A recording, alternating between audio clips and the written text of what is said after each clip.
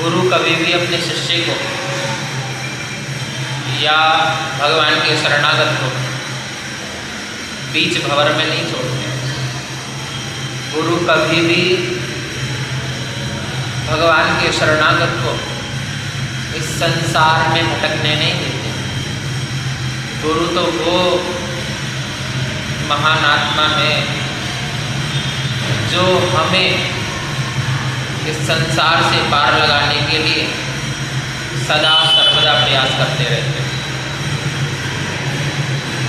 गुरु उस कमल के समान है जो संसार रूपी कीचड़ में तो है, लेकिन इस संसार की इस कीचड़ की एक भी बूंद उसके ऊपर नहीं, उस कमल के समान है। देखो, एक छोटा सा बच्चा था, छोटी सी नदी बह रही थी। गुरु बार बार बोलते कि देखो बालक मेरा, तुम हाथ पकड़ लो, मैं तुम्हें नदी पार करा दूंगा। गुरु तो उस बच्चे के भले के वैसे में सोचते, लेकिन वह बच्चा चंचलता के कारण गुरु जी का हाथ नहीं पकड़ता।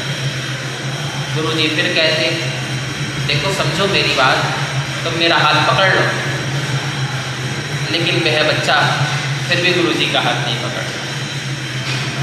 गुरु जी ने कृपा करके जोर से उसका हाथ पकड़ा और हाथ पकड़ के वह नदी को पार कर गया।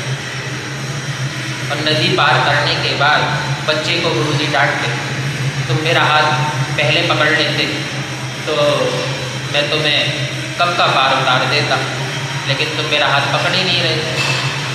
छोटा सा बच्चा जो गुरु के शरणागत था, जो गुरु की हर बात मानता था, हाथ जोड़ के बोला, गुरु जी अगर मैं आपका हाथ पकड़ता तो क्या पता इस संसार रूपी नदी की लहरें मुझे अपनी ओर खींच लेती, मेरा हाथ छूट जाता। इसीलिए मैं आपका हाथ नहीं पकड़ रहा था। आपने मेरा हाथ पकड़ा और देखो इस संसार रूपी नदी से, भंवर से मुझे पार कर दिया। उसी प्रकार हमें अपने गुरु का, जो भी हमारे गुरु हैं, उनके चरणों का सहारा लेकर के, उनके पीछे पीछे चल करके भगवान की प्राप्ति करनी चाहिए। जैसा वो बोले वैसा करना चाहिए।